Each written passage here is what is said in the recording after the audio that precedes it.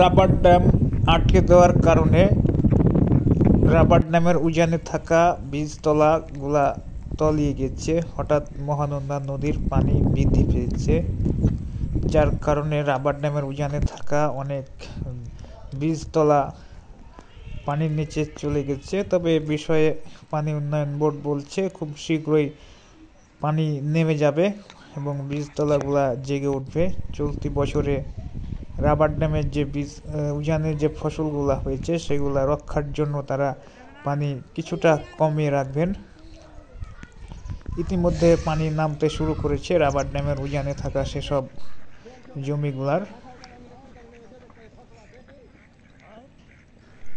স্থানীয় পানি উন্নয়ন বোর্ড সূত্র আমাদেরকে জানিয়েছেন যে পানি নামতে শুরু করেছে। তারই একটি দৃশ্য আপনাদেরকে দেখাচ্ছি।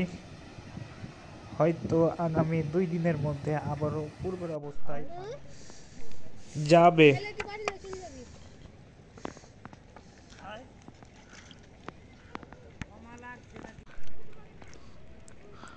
নৌকা কিনে নিয়ে এলাকা হবে বিরক্ত করলে